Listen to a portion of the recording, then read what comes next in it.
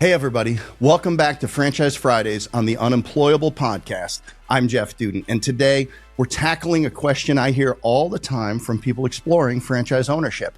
Can I keep my job and still run a successful franchise? Here is the deal. There's a massive difference between owning a business and running one, and if you don't get that distinction right, it could cost you big time.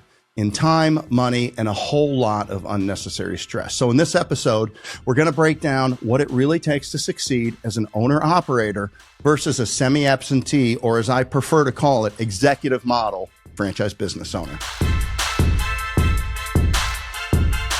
Really sounds like the best of both worlds, doesn't it? Getting the tax advantages, cash flow, the equity building benefits of business ownership while maintaining your wages, your commissions, your salary, and of course, your benefits. It's easy to see why so many people ask the question, can I run a business and keep my job? The answer is, it depends.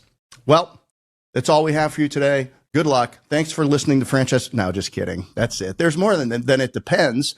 All right. But first, we've got to start by getting the terminology right. You've got the owner-operator, the semi-absentee model, and something called, as I said, the executive model. The owner-operator, this is obvious. This is your baby. You are the face of the business. You show up every day. You're all in, boots on the ground, sleeves rolled up. You're running sales, generally to start with. You're leading and building a team. You're solving any problems as they come up, operationally, sales, customer issues. You're wearing all the hats at the beginning and taking them off one at a time as your business grows and you add to your team.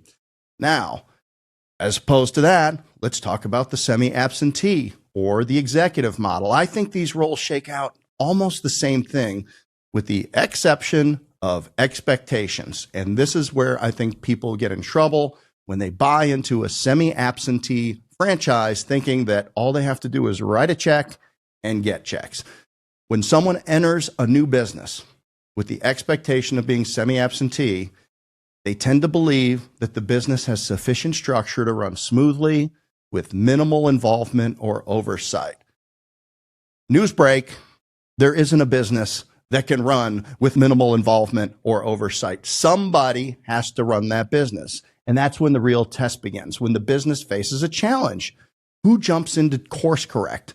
Who handles unexpected employee turnover, a customer crisis, or chasing down accounts receivable because you've got that payroll coming up on Friday?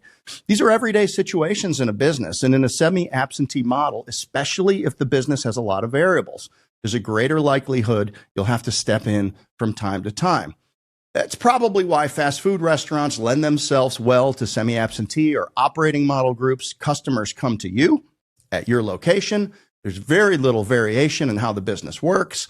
You get performance metrics every day, sometimes every hour, and you can hold a manager accountable for following the plan and following the procedures to finish the day. When it's over, and the next day starts anew. When you operate in the home services or property services industry, like the ones we offer at Homefront Brands, we prefer to speak about an executive model rather than semi-absentee, because executive implies that the franchise owner is directly responsible. When something needs to get done, somebody with your shirt on it, with the word somebody, has to do it. And you need to be willing and able, and most importantly, available to jump in. There are several characteristics that make a business fit for the semi-absentee or executive model. One, as I mentioned, variation or the lack thereof. Minimal day-to-day decision-making at the business level is best. Compare hiring someone to sell chicken sandwiches using a point-of-sale system versus hiring salespeople to go into other people's homes, assess the situation, create estimates, and manage production on other people's homes, businesses, and properties. Number two, location. Where is the work performed? Like I just said, is it performed in a controlled environment? Or are you doing jobs out in the wild, wild world on a customer's property? And number three, systemization and controls. All your KPIs and business processes need to be reviewed and managed. With proper systems, you can manage things remotely or more remotely, even in real time, which would lend that to be more of an executive management and oversight model. Number 4, I don't know, people might push back on this, but I'll throw it out there. It's ticket size. This matters, but it's not an absolute, because I have seen pest control businesses that are route-based with recurring revenue that can be scaled with a general manager model. And also you see this a lot in HVAC, even residential HVAC, because you've got huge ticket sizes, you've got a big equipment component to the business. And even though that might lack recurring customers, although a lot of HVAC companies use clubs and affinity and loyalty programs to do it. But, these types of businesses generally are harder to scale in a semi-absentee basis. Number 5, I'd say maturity of the industry. Has the industry reached a level where quality managers can be paid and trusted to operate well without you on site? And again, I reference the HVAC industry because you've got all of these equipment dealers that provide a lot of training. They provide a lot of software, technology. There's all kinds of resources for you to build an HVAC business and not necessarily have to be the technical expert or the salesperson or the general manager, because these businesses can scale. But not all businesses in the property services might have some of those characteristics. What is the biggest difference between a owner-operator and a semi-absentee or executive model? I will tell you, it's the capital investment. Nobody, and I mean nobody, is going to look after your money and efficiency of the business as well as you will if it's your checkbook and your name on the line and you're in it every day as an owner-operator. You'll likely be paying market rate salary, or if not above, to incentivize people to take full responsibility for the business. You might even have to incentivize them with equity. And that could delay your profitability because you're paying other people to do the things that you would be doing yourself and probably doing more efficiency with a little bit more focus and great intensity. And now you're creating a risk, if you're not close to the business, of key people leaving, especially salespeople that could walk out the door with relationships and key customers. You don't have privity with the staff, meaning they don't necessarily know who you are. You're not in a deep relationship with them. So if your team is more loyal to a manager who quits, you could be in a tough spot short term. So how do you decide which path to take? There's a few questions that you need to ask yourself. Number 1, do you have 15 hours a week to put into a business? Or do you have 40 hours a week or more to commit to the business? That's going to be an indicator. If you don't have the time, then and you have more money than time available, then you're probably going to need to look for a model that you can make the investment and do executive or semi-absentee.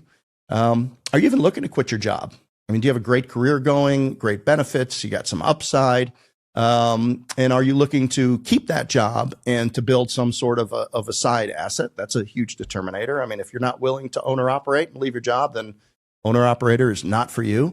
Do you have strong leadership and hiring skills? Look, even if you're semi-absentee or executive model, like there is a leadership cadence for reporting and accountability and making sure that you're using something like traction or scaling up to be able to make sure that the business is absolutely aligned with what you see it doing and that you are able to track alongside a strategic plan for everything that matters. Do you have strong leadership and hiring skills?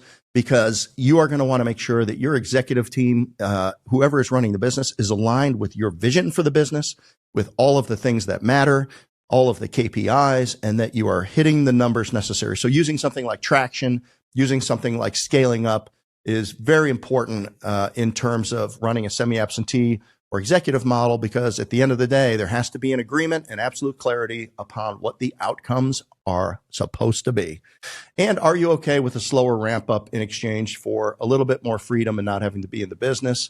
And finally, as we said, do you have the financial runway to do it? I mean, like you can do a lot with a little when you're got your hands on the controls of the business and you are taking the actions that need to get taken to make the business cash flow as quickly as possible versus hiring a whole team and paying them. But, a lot of times, I mean, that's how professional business builders do it. I mean, they don't get caught up in the business even from day one. They make sure that they have absolute clarity around the business plan. And then you go out and you hire all of the best people, the exact right people that have already proven that they're successful in the roles that you need them. And you will have a much greater chance of success. with your business in a short time. So if you are serious about building your future through franchising, I encourage you to head on over to homefrontbrands.com. We do have multiple franchise models, some perfect for owner operators. Others, look, we will consider executive owners in some of our brands, and we have had success with that. But there are requirements. We got to make sure that you are understanding what you're getting into and you're up to it and you can afford to do it. And don't forget, my book Discernment is available as a free download for podcast listeners all the time, every time. It's a decision-making framework for entrepreneurs.